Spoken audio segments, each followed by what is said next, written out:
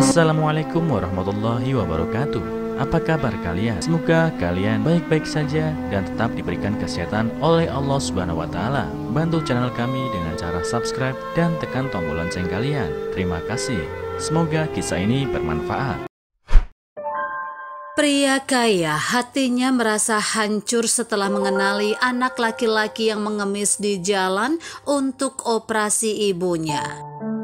100 pertanyaan muncul di benak seorang pria kaya ketika dia melihat seorang anak laki-laki yang dikenalnya mengemis di taman. Dia mengenal anak laki-laki itu dan ibunya, dan melihatnya mengemis membuat hati pria itu hancur. "Aku tidak percaya ini," katanya beberapa menit kemudian.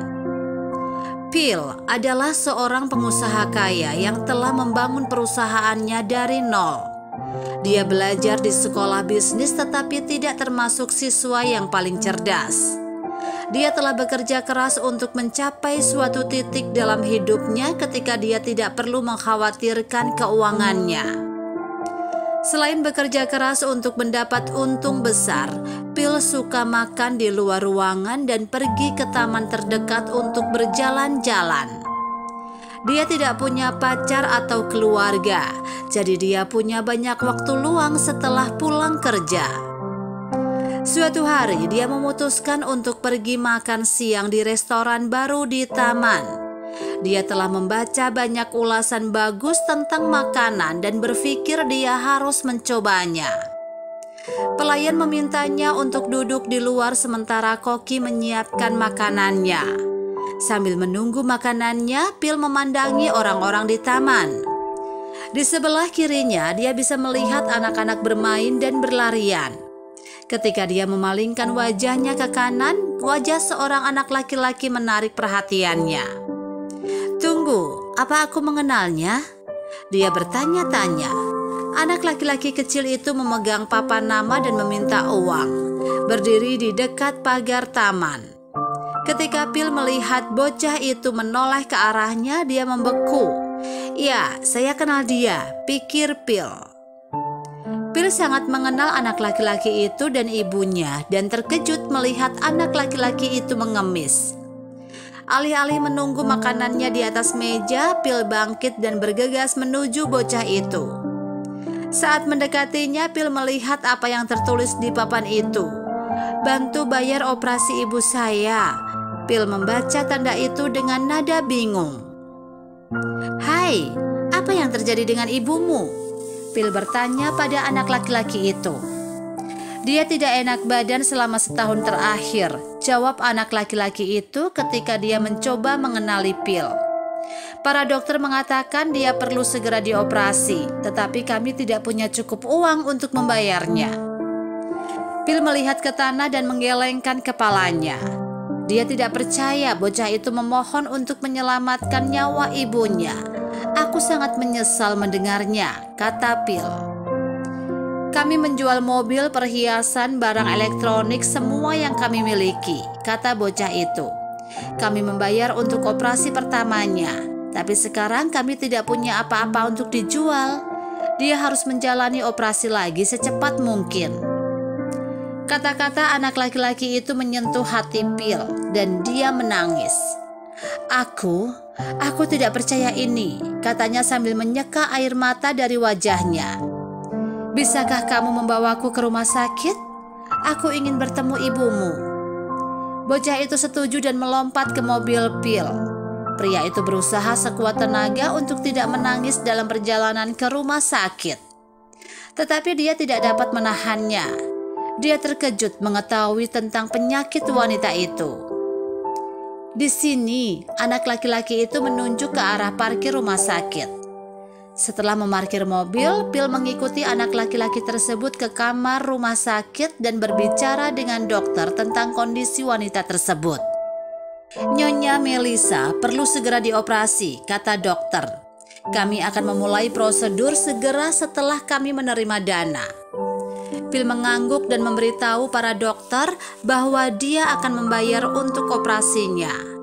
"Tolong persiapkan untuk operasi, saya akan melakukan pembayaran di resepsionis," katanya kepada para dokter. Setelah Phil membayar tagihan medis, anak laki-laki itu memeluknya dan berkata, "Terima kasih banyak telah menyelamatkan nyawa ibuku. Aku tidak pernah berpikir kamu akan membantu kami seperti ini." "Ayo," Phil menepuk punggung bocah itu. "Kamu tidak perlu berterima kasih padaku. Aku harus membantu ibumu." Phil duduk di ruang tunggu di samping bocah itu sementara para dokter melakukan operasi Melissa. Beberapa jam kemudian, tim dokter dan perawat muncul dari ruang operasi dan memberitahu Phil bahwa semuanya baik-baik saja. "Anda bisa bertemu Nyonya Melissa dalam beberapa jam," kata perawat itu kepada Phil. Begitu Melissa sadar, putranya bergegas masuk ke kamar rumah sakit dan memeluknya. "Bu, apakah kamu tahu siapa yang membayar operasimu?" dia bertanya. Melissa mengerutkan kening sambil menatap putranya sebelum pandangannya beralih ke Phil yang baru saja memasuki ruangan. "Phil, apakah itu kamu?" dia tersenyum. "Iya, Bu Melissa." Phil mengangkat alisnya dan tersenyum. "Murid favoritmu ada di sini." "Aku tidak percaya ini," kata Melissa dan memberi isyarat agar Phil mendekati tempat tidurnya. "Terima kasih, Phil." Dia memegang tangannya. "Aku sangat beruntung memiliki murid sepertimu." Beberapa hari kemudian Melissa keluar dari rumah sakit. Begitu dia sampai di rumah, dia mengundang Phil untuk minum kopi. Mereka duduk bersama dan mengingat waktu Phil di universitas. Phil berada di tahun seniornya ketika Melissa bergabung dengan universitas sebagai asisten dosen. Dia telah lulus dari universitas yang sama dengan gemilang. Dia bertemu Phil ketika dosen mengancam akan mengeluarkannya karena kinerjanya yang buruk. Dia mengira Phil bisa bekerja keras dan lulus dengan nilai bagus, tetapi dosen lain mengira dia tidak akan lulus. Melissa membela dia dan meminta dosen untuk memberinya satu kesempatan terakhir.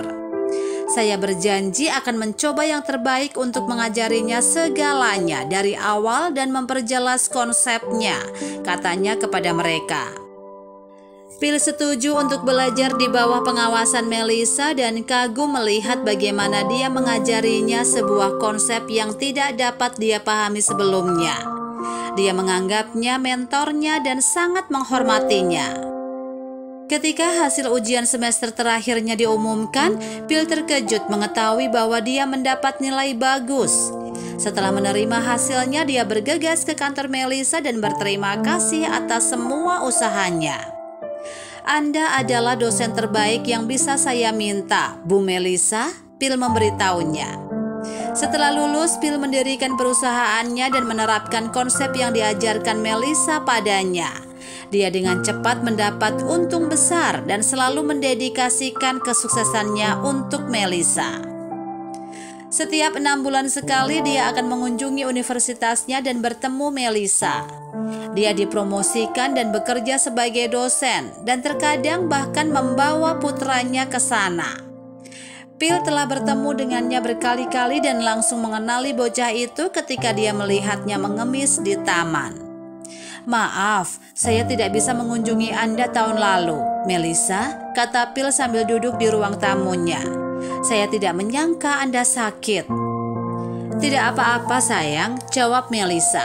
"Terima kasih telah membayar operasi saya. Saya berutang banyak kepada Anda." "Hanya ini yang bisa saya lakukan untuk membayar semua yang Anda lakukan untuk membantu saya lulus dengan nilai bagus." Phil tersenyum. "Anda adalah dosen terbaik." Apa yang bisa kita pelajari dari cerita ini? Jangan lupakan orang-orang yang membantu Anda selama masa sulit Anda. Bahkan setelah mendapatkan ribuan dolar, Phil tidak pernah melupakan guru yang membantunya lulus. Dia percaya dia sukses karena apa yang diajarkan Melissa padanya selama semester terakhirnya. Selalu membantu orang lain. Phil bisa saja mengabaikan anak laki-laki di taman itu, tetapi dia pergi membantunya karena kebaikan.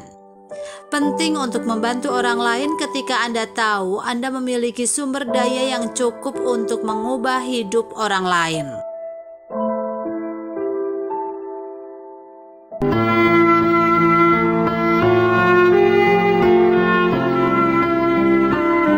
Assalamualaikum warahmatullahi wabarakatuh. Apa kabar kalian? Semoga kalian baik-baik saja dan tetap diberikan kesehatan oleh Allah Subhanahu wa taala. Bantu channel kami dengan cara subscribe dan tekan tombol lonceng kalian. Terima kasih. Semoga kisah ini bermanfaat.